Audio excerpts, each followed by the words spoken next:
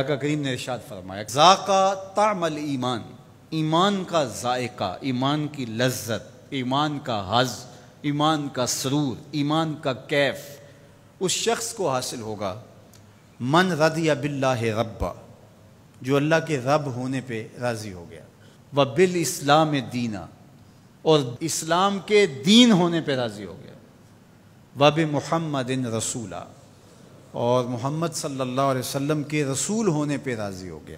جس کو یہ تین چیزیں نصیب ہو گئی، ایمان کی لذت نصیب ہو گئی۔ اب اس رضا کا کیا معنی ہے؟ امام قرطبی علیہ رحمہ فرماتے ہیں اس کا ایک معنی عام ہے اور ایک معنی خاص ہے۔ معنی عام یہ ہے کہ اللہ کے رب ہونے پہ راضی ہونے کا مطلب اس کو رب مان لینا ہے۔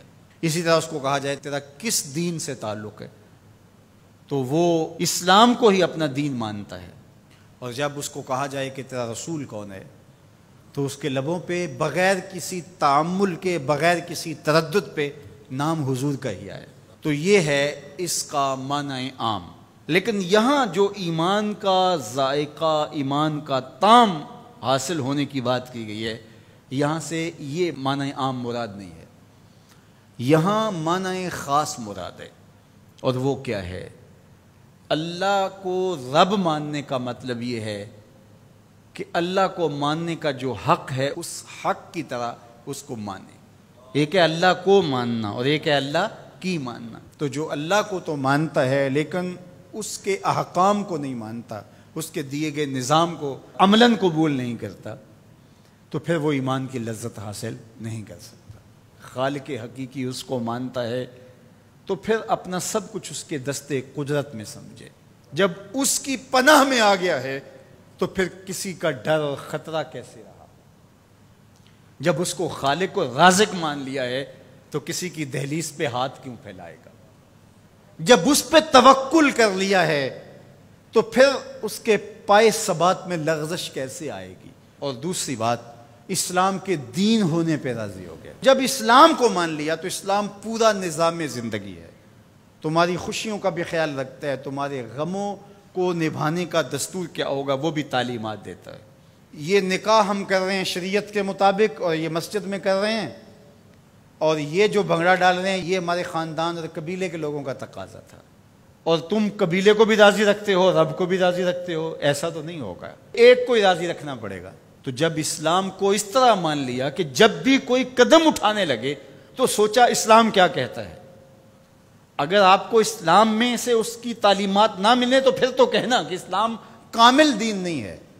میں شادی کرنے جا رہا ہوں، یہ میرا ایک مسئلہ ہے، تو اسلام اس کے بارے بتاتا ہی کوئی نہیں۔ اسلام بتاتا ہے کہ تم نے رشتہ تلاش کیسے کرنا ہے، اسلام بتاتا ہے کہ تم نے پیغام نکاح کیسے بھیجنا ہے، اسلام بتاتا ہے کہ نکاح میں کتنے لوگ کم از کم شریک ہوں، گواہ کیسے ہوں، اسلام بتاتا ہے کہ تم اس کی خوشی کا اظہار کیسے کرو، جب نکاح کیا ہے تو اس وقت تم نے خرما کیسے لٹانے ہیں، اور شب زفاف کا صدقہ تم نے ولیمے کی صورت میں کیسے ادا کرنا ہے۔ اسلام تمہیں ایک ایک جزیہ بتاتا ہے۔ میرے حضور نے فرمایا انما انا لکم مثل الوالد، میں تمہارے لیے باپ کی جگہ پہ ہوں۔ اگر تم میں سے کوئی شخص بیت الخلاء میں جائے تو پہلے اپنا بایاں قدم آگے رکھے۔ جس طرح باپ چھوٹی چھوٹی چیزیں اپنی اولاد کو بتاتا ہے، تو فرمایا تم واش روم میں جاؤ، بیت الخلاء میں جاؤ تو پہلے بایاں قدم آگے رکھو۔ کیوں؟ انما انا لکم مثل الوالد، میں تمہارے لیے باپ کی جگہ پہ ہوں۔ اللہ اکبر۔ تو جب اتنی چھوٹی چیزیں بھی، اتنی عام چیزیں بھی اسلام تمہیں بتاتا ہے تو پھر ضرورت کیا ہے کہ کسی اور دھرم کو دیکھیں، کسی رواج کو دیکھیں، کسی ازم کی طرف نظر اٹھائیں اور کسی کلچر اور تہذیب کا سہارا دیں۔ ہماری تہذیب بھی اسلام، ہمارا کلچر بھی اسلام، سب کچھ اسلام ہے۔ تو جب ہم نے مان لیا اسلام کو تو پھر مان لیا، پھر ماننے کا جو حق تھا وہ ادا کر دیا، تو پھر اسلام کا مزہ آنا شروع ہوگا۔ تیسری بات، وَبِمُحَمَّدٍ رَسُولًا، وہ اس بات پہ راضی ہے کہ یہ میرے رسول ہیں، یہ میرے ہادی ہیں، یہ میرے قائد ہیں، یہ میرے رہنما ہیں، یہ میرے مرشد اعظم ہیں۔ تو جب نظر ادھر جم گئی تو پھر کسی اور سمت نظر اٹھے گی؟ جب انہیں مان لیا، وہی ہادی اور رہنما ہیں، وہی مقصود ہیں، وہ محبت کا مرکز ہیں، وہ عقیدتوں کا محور ہیں، ہر درد میں ہمارا دارو ہیں، علاج ہیں، چارہ ہیں، ہر مرض کی شفا ہیں، تو پھر کسی اور سمت نظر کیوں اٹھا کے دیکھیں گے؟ تو اگر ادھر بھی دیکھتے رہے اور کہا کہ نہیں ہم ادھر سے بھی کچھ لے لیں گے، تو اس طرح پھر ایمان کی لذت نصیب نہیں ہوگی۔